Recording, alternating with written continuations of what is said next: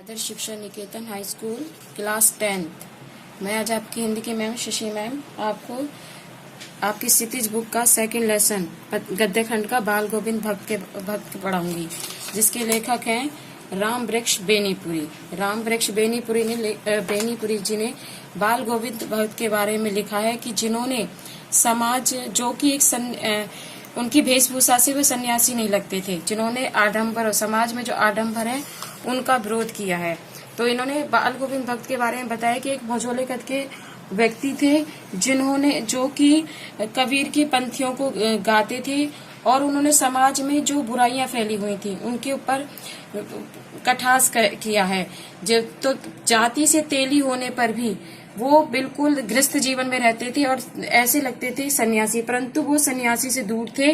बिल्कुल उनकी कमर पर हमेशा लंगोटी बांध के रखते थे, कनपटी पर कबीर पंथियों की कनपटी पर टोपी होती थी और एक कमली ऊपर से ओढ़े होते थे और रामानंदी का वो चंदन लगाते थे। इस तरह से वो कबीर जी के दिन रात जो बाल गोविंद भक्त थे कबीर जी के गाने गाते थे, भजन गाते थे। उनके भक्त सुबह उनके जो भजन थे सुबह शुरू होते थे और शाम तक वो गाते रहते थे। और उनके परिवार में उनका बेटा बहू रहते थे जो कि गृहस्थ जीवन व्यतीत करते थे।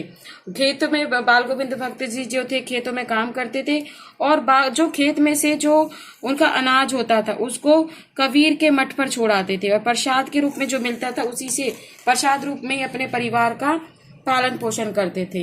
इस तरह इस वाले इसमें आसमान से गिरा उसमें ठंडी प्रवाही चल रही है और जो बाल गोविंद भक्त हैं वो किस तरह से कीचड़ में लिपटे हुए रोपड़ी कर रहे हैं खेतों में और उसके कबीरदास जी के भजन गा रहे हैं। तो जो औरतें खड़ी होती थी खेतों में जो मेड़ पर, वो उनके भजनों को किस प्रकार सुनती थी।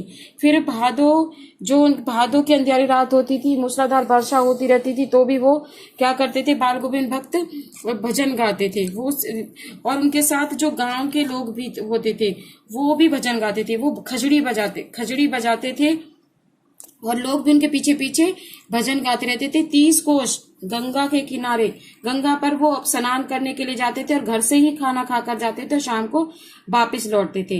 तो बाल गोविंद भक्त ये समझते थे कि मरने के बाद ही आत्मा जो है परमात्मा से मिल जाती है। और उनका सबसे बड़ा जो उसका संगीत का वो था, वो जब टूटा था जब उनका जो इकलौता पुत्र था जब वो मर गया तो उन्होंने क्या कर रखा था, अपने इकलौते पुत्र की जो मृत्यु हो गई थी उसको लिटा रखा था, चौक में लिटा रखा था। उसके ऊपर तुलसी और फूल के पत्तियां डाली हुई थी और जो उनकी पतोहू जो थी अंदर कमरे में रो रही थी। तो उसको बार बार जाकर वो अपनी पतोहू को चुप करते हैं, भाई जो तुम्हें रोना नहीं चाहिए। वो ये समझा रहे थे कि आत्मा जो है परमात्मा से जाकर मिल गई है। इस प्रकार वो उनका जो पुत्र था वो कुछ दिमाग से थोड़ा कम वो था, इसलिए वो समझते थे कि ऐसे लोगों को ज्यादा प्रेम करना चाहिए जो दिमाग से कमजोर होते हैं और बीमार होते हैं। इसलिए वो अपने पुत्र से ज्यादा प्रेम करते थे।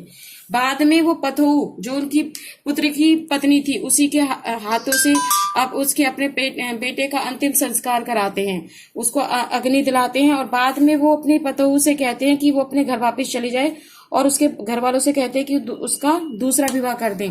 परंतु जो उसकी पतोहू थी वो उसको बाल गोविंद भक्त को दोबारा अकेला छोड़ना नहीं चाहती थी, क्योंकि वो जानती थी कि अगर वो अपने घर वापस चले गई तो उनका ध्यान कौन रखेगा। परंतु बाल गोविंद भक्त उसे समझाते हैं कि अगर वो घर छोड़कर नहीं जाएगी तो वो स्वयं चले जाएंगे। इसलिए पतोहू अब उसको छोड़कर चली जाती है और उनकी बाल गोविंद जी की अंतिम जो रात थी वो ये थी कि जब किस तरह से वो रात को सोते रह जाते हैं और दोबारा से उठते नहीं है। इस प्रकार इस पाठ के माध्यम से राम वृक्ष बेनीपुरी जी ने बाल गोविंद भक्त के जो एक गृहस्थ जीवन में होते हुए किस तरह से सन्यासी का जीवन व्यतीत करते थे उसके बारे में बताया है कि जाति से तेल, क्योंकि पहले बाल गोविंद जो राम वृक्ष बेनीपुरी थे ये मानते थे कि जो लोग उसको ज्ञान को जानते हैं सिर्फ वही ब्राह्मण होते हैं। परंतु बाल गोविंद भक्त जाति से तेली होने के कारण भी ब्राह्मणों जैसा जीवन व्यतीत करते थे, गृहस्थ जीवन में भी होते हुए भी वो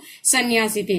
तो इस प्रकार उन्होंने इस लेसन में बाल गोविंद भक्त के जीवन के बारे में वर्णन किया है। आपके ये क्वेश्चंस हैं अभ्यास के, ये सारे करने हैं। जैसे कि भक्त ने पुत्र वधू को अकेले छोड़ना क्यों नहीं चाहती थी, ये मैंने समझाया, क्योंकि भाई उनका ध्यान कौन रखता है, इसलिए नहीं छोड़ना चाहती थी।